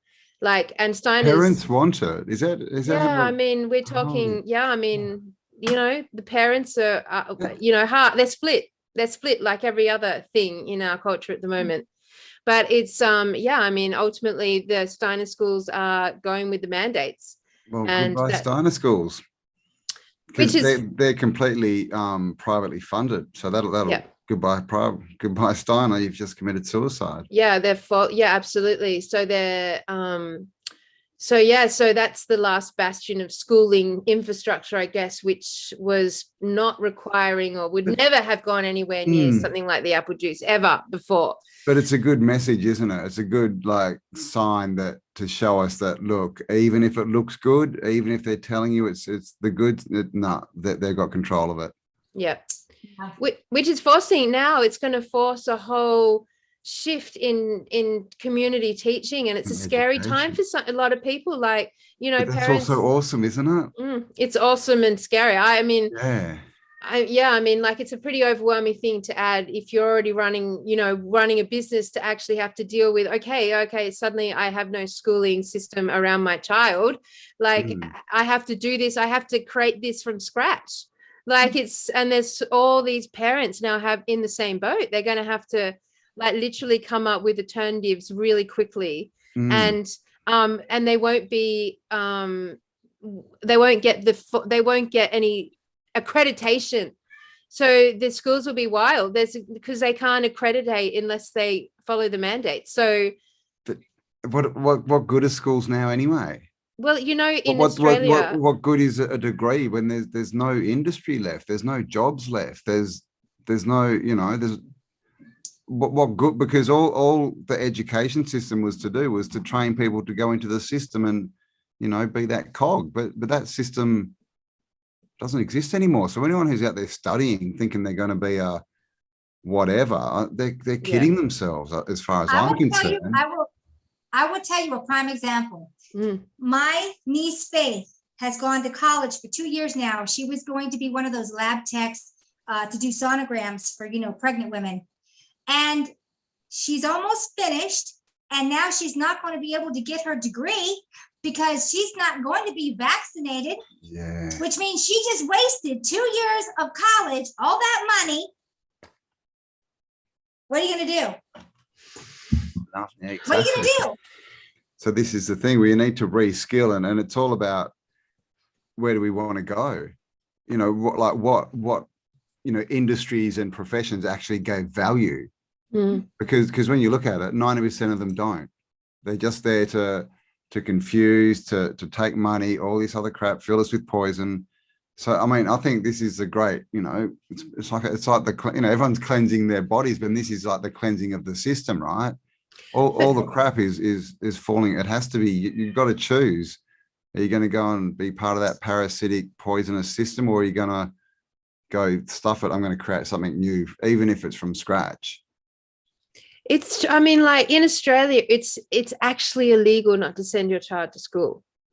Did you know that? Like parents it's illegal. You can't not send them. And so they can take your kids, yeah. And so, but if you create an alternative schooling structure because you don't want to take the apple juice, then that's not going to get accredited. So in essence, is still the same as not sending your kid to school. So there are problems going on right now, like in layers and layers. So, I mean, yeah, we've got a refugee parent body who are refusing the mask and the jab, and now are breaking the law about sending kids to school and have no option. It's total coercion. Like, like any way they go right now, they're in trouble on some level. So I don't know. And like this is all about the law, isn't it? And the biggest thing with children and the law that people don't understand, and they go into court and they stuff it all. As far as the legal system is concerned, if you go into court, your children are your property. They are not your children, they are your property. Okay, if you talk about it, that's my property, you cannot take my property away, changes the whole argument, and they can't, because that comes under stealing. But they coerce you and they say, well, no, it's not your property, it's your kid, right? It's this person, it's this legal entity that we own, so we're going to take it. So this is all coercion, and we know it's all, we've been taught the wrong information so that we can't stand up, but the information's out there. And ultimately I see it as, why would you want to be accredited by a satanic system?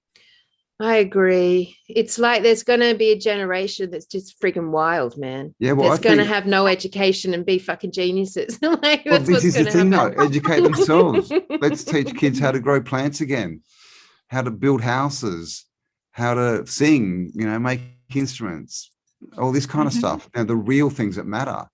Yeah, I mean, and this is transcending to our our business community, because for them right now, starting next week, if they don't mandate their employees taking the apple juice, then and they don't make it a mandate within that company, if that employee catches COVID and gets sick and dies, it's on the business owner.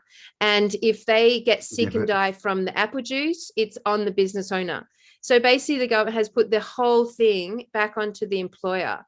It's so bad. So I mean, there's like literally, out of all of this and all of that coercion and all of that squeezing, I mean, I reckon we'll be lucky if 10% make it out of this without the jab. What do you guys think? I will tell you this. Isn't it amazing how we had all these terrorists always terrorizing everyone? This is going on in the world, and not one of these politicians is knocked off. How is that possible? And what happened to all the terrorists? It was never us. It was always them. Yeah. All this ISIS and all that kind of stuff, right? Disappeared. What the hell? Yeah, that was always them. That was never us. Humanity wants to get along. I don't care what color, race, creed, ethnic group you are. All we want to do is sit in our lounge chair after working all day and let's just get along. That's humanity. Yep. Absolutely agree. Absolutely agree. So we need to, like the Crystal City is an amazing adventure to revive our spirits and our batteries. but like coming back into this 3D world and like integrating the concept of that, the idea. So, all right, Sonja, what have you taken out of that experiencing with the Crystal City that would be in service to humanity now, today, in this moment, to not just humanity, but to Tartarian hunters, to the ones that have already busted through the program and already get it, everything? And what would you say? Well, let me think about this. I think the one thing that they would want to get across is persevere. Persevere. Keep going. Don't give in. Don't give up. And keep going. Persevere. And I think that's the biggest message of all. Because the second you give up, the game is gone. It's over. Yeah. You've lost. You've got to keep persevering. Definitely. Look long term and live short term, you know, like Yep. it's easy to get through a day. Well, I'm going to do awesome stuff today rather than how am I going to get through the next year, you know, so day by day, but have a vision for the year where you are going to end up. Yeah. Well, I mean, sorry, go, Sonja. When I go to the Crystal Cities and I'll go look at one of, like, I can go right now, I'll bilocate and I will interact with one of them. Let me do that real quick. That'll only take a minute, not even a minute, a couple seconds. Let me see if I have a message. Love that.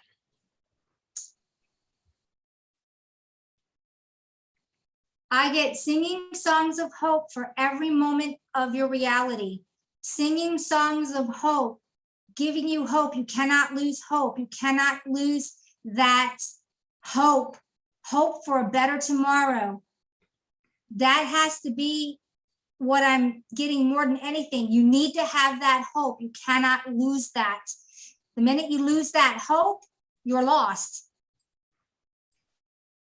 And I'm also getting that they're singing songs to us, literally every moment of every moment of every moment. It's becoming louder. The veil is thinning. There'll come a point where you'll just hear it here in this snow globe. This Crystal City is the heart of this snow globe. It is the heart of the snow globe, and everything will radiate out from that. That's what I'm being told right now. That is the heart of everything, and everyone is welcome. The veil is thinning. There'll come a point where you'll just hear music. You will hear it, but it won't be music like you hear on the radio. It'll be nature's music. It'll be harmonic.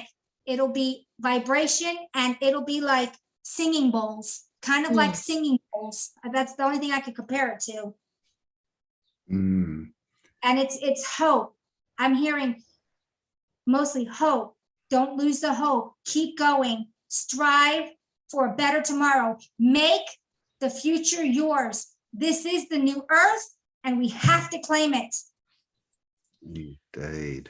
On that topic of the new earth and claiming it, Sonja, does that mean that we need to regenerate this current earth, or are we moving into another frequency band of earth? Like, should our... Okay, this is how that's going to work. Not all of us are going to make this. Let me make that very clear. Not all. It's easier to get through the eye of a sewing needle for a camel than it is for you to get to the new earth. Let's just put it that way. Everyone who's in 2D is not going to make this. And they could be your mother, your brother, your sister, your loved one, your husband, your wife, your children. They're not making this. They will continue into another reality of 2D, and they will not be going where the ones like that are higher, like we are. Like, you want to gauge where you are, and I get this a lot because I Skype with people. What do you believe today? What do you know today? What information do you allow? Are you able to put down your dogmatic teachings and learn something new? If you're on the higher frequency, you can do this. If you're on the lower frequency, you cannot do this. And that's as easy as I can say to gauge where you stand. The ones that are going to the new earth, this will transition into that, it's already there. It's just waiting for us. And it's like in a band in a higher frequency. Those other ones will be taken off world if they survive. When we get to that point, this is coming to an end. I said it was coming to an end in July, but I did the tarot cards the other day and it said it may be coming into the end even sooner than July, maybe by 2 months sooner. So it's snowballing, it's gearing up, it's happening now. It's all being pushed because of our waking up. It's pushing it. It could happen tomorrow, but we're not there yet. Things are going to change. It's going to be a big deal. It's going to be, I don't know what to say. I'm ready. Oh, I mean, you know, for all of us who've stood here in the knowingness of all of the darkness that's been afoot this whole time, and how frustrating it's been that truth hasn't emerged to sort of, you know, like clean it up in front of our, like actually clean it up. Like it's been a very patient experience we've had to go through, and then actually watching like the whole COVID agenda actually come to full fruition. It's just like, wow, we've actually, we know what's going on. We've been really patient. And then we've watched all our family and friends like fall to the jab. And then we know what that means. And we're still sitting here being very patient. So yeah, I have to deal with it too. I have things going on in my life. I mean, I'm getting over a marriage that was my whole life. I mean, I spent my whole life, I put everything I had into it. And just in a moment, it was gone.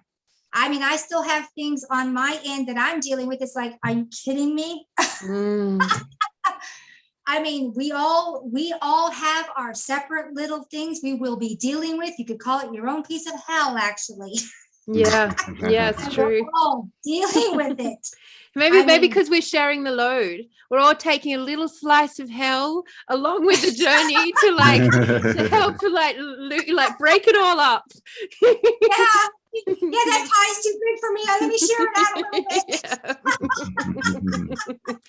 I mean, it feels like that, you know, like we're all dealing with such bizarre, obscure, like outcomes and events that like are very, you know, you wouldn't think they could possibly even happen. A lot of them, like for example, your husband is like exiting and someone else. That's a very obscure outcome to experience. I think a lot of us have similar things like that, you know, you would normally be like, what, that can't happen sort of thing. But I do think we're all carrying a little slice of hell around with us until like we've all got enough of one, and so it can start disintegrating as a collective. So from that perspective, like this has just been something that's really personally kept me in a quandary, and I think you'd be such a fantastic person to ask. So as I was saying, like I deal with regenerative agriculture. That's my job. That's what I do. We transition farmers over to regenerative agriculture. So our whole mission is to remove poison from the food chain, right? So that's what I do for it. But at the same time, knowing everything we know with what's going on and the timelines and tartaria and blah, blah, I'm like quite often I feel like that is like, you know, we're just scratching around in the dirt of the old realm. It's just going to be, we're just benefiting the new nefarious leaders of the old realm by cleaning up their soil. Like it feels like the action is sort of like remotely meaningless in comparison to, you know, what's unfolding in front of us. And I've never known how to balance it. Like, is it meaningless to be? No. Okay. Everything you do now will benefit you tomorrow. What you're doing now is building the foundation of tomorrow. You need to do it. We all need to do it in our own arena, because in the end, we will all be pulling together from everything we've done as a unit. So we have to start somewhere. Okay. And so that'll be the energetic basis for the new earth. Yes. Yes. So like if I'm putting all of my energy into building an organization that's like basically championing for the removal of poisons from our food chain, healing the heart of our food chain, like is that in benefit to the future? Is that in service to the future of where we're going? I mean, that is in service to others, because you are creating food is your medicine. It's the only medicine you really require. Everything else is pharmaceutical crap. Heal thyself with thy food. I mean, is it a good use of energy? What I'm saying, is it a good use of energy to be constantly having, because we're having to clean up their mess. Like, they've deliberately poisoned the planet, deliberately poisoned our food and our soil. And so we spend this whole lifetime like trying to reverse that impact. So is the reversing of that impact, you know, is it as good of an action as one could possibly choose to take? Like, you know, as opposed to just imagining forward and just skipping past this poisonous agenda and not putting my energy into it at all? I'm going to tell you this. You won't think of it this way, but I'm going to show you and tell you what I'm seeing when I'm looking into you. The skill set that you're doing now will benefit you here. So if you don't see a lot going on here with this, that skill set of what you are doing is what you needed to know. Right. Does that make any sense? Yes. So yes, of course, because I've had to learn a lot of skill sets to like bring this to coordinate and bring this organization together, and all the wiring and firing of all the people and the components. Is that what you're talking about? Yes. Everything is beneficial. You might think you're focused like with horse blinders on, oh, it's just this. Oh, no. It's the whole ball of wax. That's what you needed to know. That's the ground that you're building on. That's your foundation. So for anyone in our audience who is, as long as you're taking an action that is intended for service to others, intended to be in service to others, then whatever that is, it doesn't matter. The point is the very taking of that action, and everything that's involved in your process there is of benefit to you, and therefore the future of humanity down the line. And that's what everyone needs to learn. It isn't about the Babylonian cursed money system. It's about service to others. And it's as simple as that. But we have to unlearn the Babylonian cursed money system. Yeah, this whole giving to receive thing, you know, it says in the Bible, right? Give and you will receive. So it doesn't, you know, it says give and you will receive. That's the guarantee. So all you need to focus on is giving, right? Because the receiving is guaranteed. Yeah, I mean, gosh, like, I mean, that money system, what a crazy level of the game is that money system. Like, oh my God, it's like a whole Pac-Man level right there. Yeah. Oh, yes, it is. It's another thing, right? If you look at it as energy, then, you know, we're all stuck on the economics of money and how much we've got and how much we've got to pay. But if it's just energy that's flowing, well, it's always going to be there, isn't it? Yeah. And the thing is, the service to the others, this is the weighing and the measuring of Anubis too. Anubis is a program running. It's not a real deity like that. I could go into all of that too, but I won't because it's a lot. But this is also a weighing and a measuring of yourself. Is your heart heavier than a feather? If you only care about money, your heart's going to sink like a rock, because there's no compassion in that. The more Babylonian cursed money you have, it seems like you never have enough. You need more. It's like a fever that comes over you, and it takes away everything that's good about you. I'm not against money. That's not what I'm saying. What I'm saying is the curse behind it, because it is a curse. Love of money.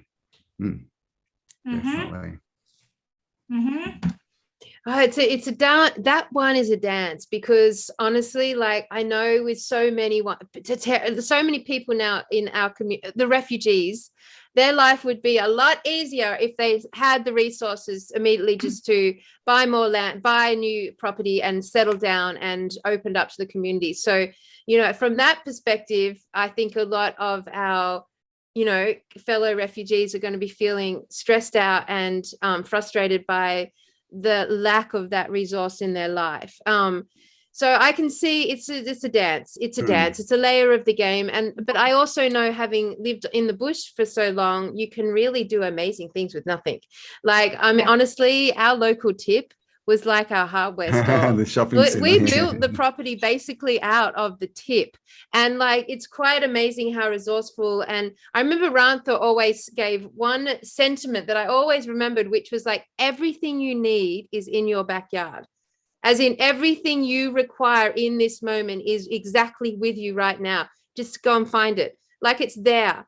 And I used to apply that method to, because I lived out in a very remote, isolated area, and there was no shops around. So literally, and I'm a very creative person, so I'm constantly having ideas, and I want to do this and paint this or build this or whatever. And like, I had to know that whatever I need was here. It was just here. I just had to see it. I had to see it. And that same process, I feel like I'm applying to the Crystal City. Like at some point, we just have to know, Cambell, that it's here. Yeah. We just have to see it. I agree. Everything we need will be there on our journey, you know? What do they keep saying in all these, fairy tales, which we know are actually the truth? You just have to believe. Yeah. Mhm. Yeah. With a clear mind. Yeah. It's been program busted. Yeah. Yeah. And that's the main thing. Yeah. You got to, and that's why it's about lightening the heart, right? Because it's about letting go of all the heavy crap. And then you have, you're as light as a feather. So this is a letting go process, just letting go of all the crap, the program. It's like the statue, right? The statue is not finished when there's nothing more to add. The statue is finished when there's nothing more to take away. And it's not easy. You can really do so well at getting your head around deprogramming yourself from all the lies, but then you've got to step into the whole the programming you have on yourself, I'm not good enough, I'm I failed, jump this beat, I'm too fat, I'm too tall, I'm all these things that run through our minds that are just so self depreciating. Oh my gosh. It's the ego going the wrong way. I know. But it's all programming anyway. It's all programming. Yeah. A few F-bombs, big middle finger, normally gets them on the way. I just refuse. What gets me going? If you can see it as the program, then you can tell it to, go and implode or whatever you want it to. And this is what it's all about. We're seeing what is, because the more you get into this, people are like, oh, that's definitely the program. Oh, that's the movie. And then they get into, oh, okay, that's part of the movie in the program too. And you get down and then you realize, oh, hang on, everything, it's all a movie. Yeah. So coming from that perspective, it's, it's like the whole legal system, should I do this? Should I start a business? Well, if it's all going to collapse anyway, then it doesn't matter. So what you should do is what your heart tells you to do, whether it makes sense or not, Oh, yeah. Yeah. Because we are building the new reality, right? We're not trying to build a replica of the old Babylon system. It's got to be different. So it's got to come from a new place. We can't build on rotten foundations. Got to start anew. And yet they have, Cambell. And yet they have. That's exactly what we're they've done. living on layers and layers of a repeated civilization process. And that's why it's a big facade. It's just a shade of what it used to be, right? It's a plastic sort of created reality on top of something that was real. Something that doesn't work put on something that did work. I mean, we've done it friggin' well, haven't we, team? I mean, come on. I don't know where we entered this game, but I get a sense I'm really bloody old. And I feel like I've been here a long time. And that means, I don't know if I personally, my soul went through the reset or not, but I definitely remember civilizations before now and before now and before now. And yet here we stand still.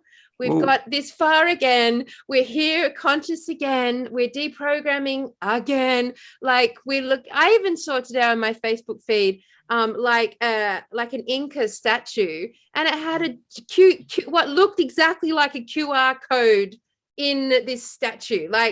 It was trippy. And I just think, oh my God, we're just here again.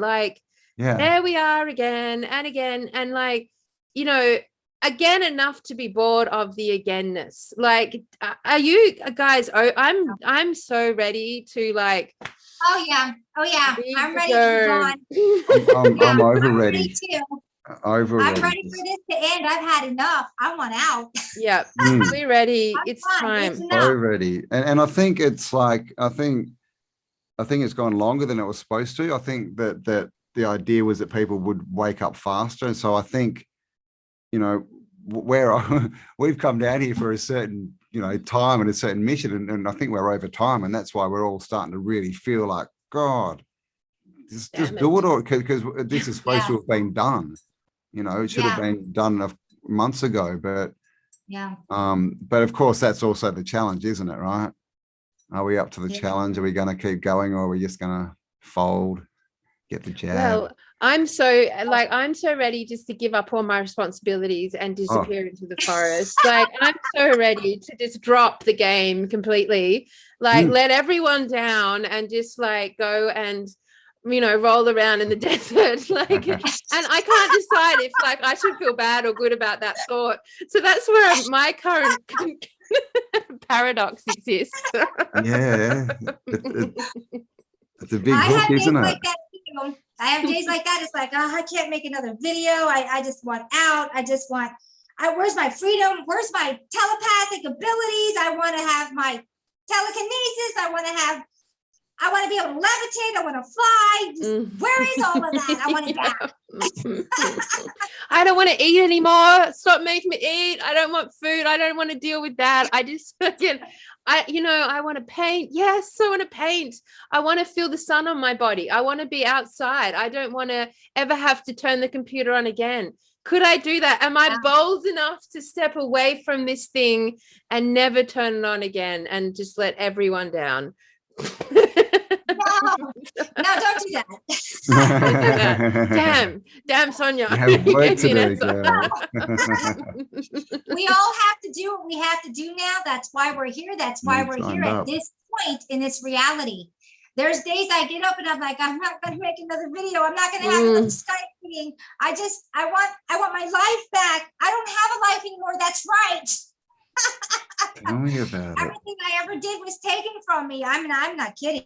Everything I ever did was taken from me. I have to start over at scratch again. And it's like, oh, am I up to the task? And sometimes I'll wake up and say, no, I'm not up to the task, but okay, let's just start the day again. So there must be something about our words, our voice, our intention being expelled all day, every day in our various activities and communication that's really vital to the shift that we're in. So I agree with you. This is the persistence that we're talking about. This is the long-term goal, guys, that we don't friggin' fall at the very last second. We stand here with our feet on the ground and our faces up and our voices loud and clear. And we speak the truth, because it's only through us speaking the truth that the truth will be known. And you know, even if you're not even speaking to anyone but your cat, which I quite often am in this situation, and my very wise cat has to listen to me speak on. I know that just speaking out loud, it's going into a symphony that's building power and momentum across the planet. And so I often say, you know, we're just marching. We're just on a march. We can't stop now. We can't stop now. Why set up camp in the middle of the march, like, and stay there? Like I was a student of Ramtha's, and he would definitely talk about getting caught. Like his last people, they just camped. They stopped. They made camp, and you know, and he said he'd come back, and now here we are. The march is back on, and we got to get through it. So no one give up out there. Like no matter what, no matter if you're just speaking to your budgerigar, it doesn't matter. Just speak your truth. The whole mask shows you how powerfully they're trying to prevent that. They have literally shut everyone down. So hello, we know to do the very opposite thing that they're trying to prescribe to us. So don't get the jab and don't stop talking. Stop talking, huh? They want to muffle the ask, right? That's what a mask is. Muffle the ask. But I mean, the beings in the Crystal City, they must be thinking, oh my God, what a mess. What a mess. They are. They're like, don't fold, don't fold, don't fold. But they Don't also know because they've had a human experience themselves. That's why they stick around, because they know how hard it is and they know they're needed. Everyone is needed. And yes, we get weary and yes, we get tired. And there's days I don't want to drag myself out of bed sometimes. It's not very often, but I do have them. It's like, no, not again. But we must go on. We have to. I can't tell you how many people I've talked to and they're like, Sonja, I thank God I found you because you give me the inspiration to get out of bed and face the day. You are a gorgeous soul, Sonja. It is true. Yes. Oh, thank you. It's very obvious. It's very obvious. Yeah. Well, look, guys, I think that we have probably pushed our time limit here. Yeah. Right? I always marvel at if we have an audience at the end of this podcast, I'm speaking straight to you because you're marvelous for getting to 2 hours and 4 minutes. Well done. So Sonja has a very special message just for the people who made it to 2 hours and 4 minutes. Take it away, Sonja. Put her on the spot. I know I can ramble on, and I tell you, when I go sometimes, I'm on for talk to people on Skype for 5 and 6 hours. Because one thing leads to another. This thing has a lot of info in here. But yes, keep your chin up, keep marching high, say your truth, march along. Do not be counted in the sheep because we are lions and we listen to us roar. And we will go to the higher vibration. Your vibration will dictate to where you land next. And this is why we must go to the higher vibration in here. Absolutely. Well, thank you, my friend. It's been an absolute pleasure and an honor to engage you on these topics. And do we have your permission to ask other questions in the future of the Crystal City and the people as we concoct this journey? Because I think there's probably clues and information that or actions or things that maybe Cambell and I need to heed or take advice for to continue our quest, because we are indeed on a quest. We are. A noble quest, and we don't often hear those words anymore, do we? They've been lost to fairy tales and mythology, but it is time, human race, that we stand on our feet, because we can be on a march, but we can also be on a quest, and that quest carries a lot more magic to it. So thank you for participating. Yes. Thank you for having me. Thank you very, very much. And Cambell, I'll talk to you tomorrow. Yeah, you'll see me later. Yeah. All right. Well, big love to everyone who's made it this far. And thank you, Sonja. And of course, Autodidactic, the organizer. Thank you, Kelly. My absolute pleasure. My pleasure. So everyone, you have... Cambell, you have any last words? Yep. Thank you all. And keep up the vibes. And we will be back with more updates on the quest for the Crystal City.